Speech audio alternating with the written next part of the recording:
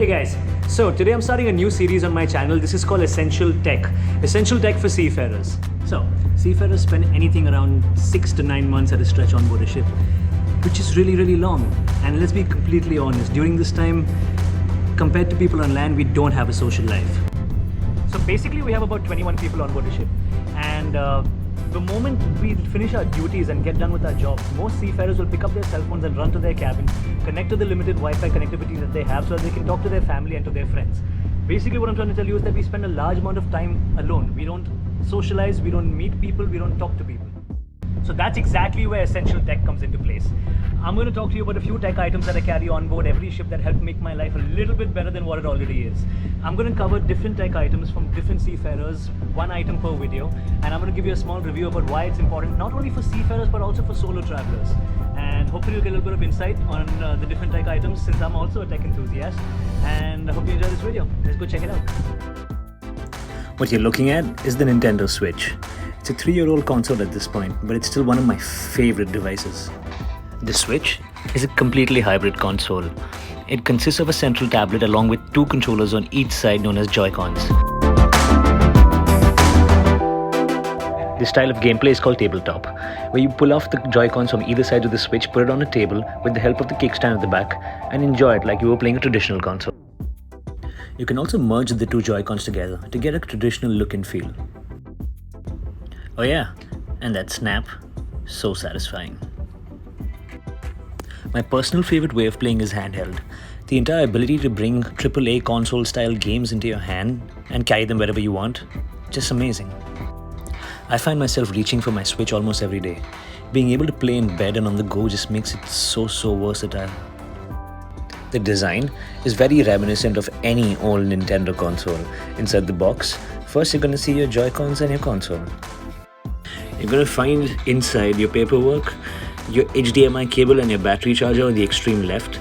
In the center, you're going to find your grip, which basically connects both the Joy-Cons together. And on the extreme right, you're going to find the dock, which basically helps you connect your Switch to your TV via HDMI, almost instantly turning into a home-based multiplayer console. At the back of the Switch, you have your kickstand, under which you store your SD card to which you can download your digital games. On top, you have a slot for your game card, a 3.5 headphone jack, as well as the venting, the power buttons and the volume buttons. Now I predominantly play my Switch in handheld mode because I travel a lot. But the Switch does come with a dock in the box that helps you connect it to your television and play like a traditional console. Now while I'm home, I do use this dock to play in this particular style of gaming, and as you can see, the gameplay is pretty amazing. You can see in the Nintendo trailer that they've shown how immediate the changeover from handheld to traditional TV style console gaming is, and it is almost instantaneous. While it doesn't have the graphical power of the Xbox or the PlayStation, trust me, you're not gonna miss it. 3 years in, there's numerous first-party and third-party games on the Nintendo Switch. A couple of my favorites would be Super Mario Odyssey, FIFA, Breath of the Wild, Zelda, Fire Emblem, Pokemon Sword and Shield, and so many more. The games can be downloaded online. You also have the option of getting game cards which are very similar to what you used to have back in the day in Game Boy cartridges. Multiplayer options are another thing that help bring people on board together. Carrying the Switch around with digital games is extremely easy. It's super lightweight. I've invested in a case that's extremely durable. It's made by TomTalk. You should go check out their website for more. Let's talk battery life. It's variable depending on the type of game that you're going to be playing. That's why I also have Nintendo and Anker's combined power bank, which they've made specially for the Nintendo Switch. You can, however, use any third-party power bank that gives high power delivery charging to the Nintendo Switch, and it will charge through it using USB-C. What I love about the Switch is how customizable it is. You can get onto Nintendo's website and literally tailor-make your own Switch. Go check it out. There's also brands like Colorware and D-Brand that have fantastic skins for the Nintendo Switch. Also, let's not forget about Colorware. They have some fantastic custom paint jobs that they pull off on the Nintendo Switch, which according to me is one of the best ways to customize it. I'm showing you a couple of my favorite jobs that they've done. There's also tons of first and third party accessories for the Nintendo Switch, including cases, grips, additional controllers, which change the entire experience. Oh yeah, this video is not sponsored. Life at sea can get extremely repetitive, stressful, and even lonely. While I don't endorse playing video games over human relationships, it doesn't harm to have something like a Nintendo Switch, which is a complete stress buster at the end of the day. Hey guys, so to conclude, I'm going to tell you that the Nintendo Switch is not perfect. It's got its own issues. The battery life isn't the best.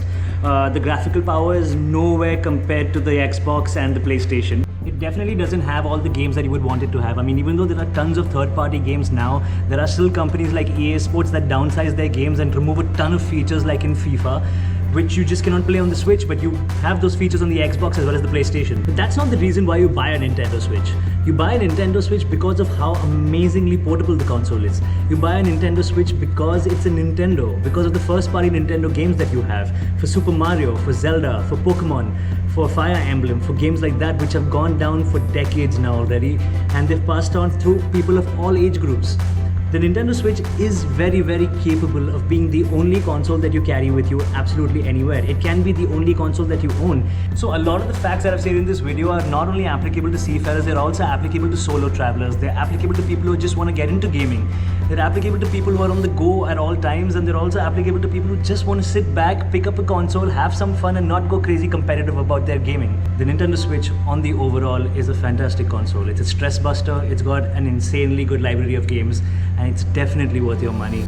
I think it's also capable of being the only console you own. You do not need an Xbox or a PlayStation to have fun. The Nintendo Switch is fantastic.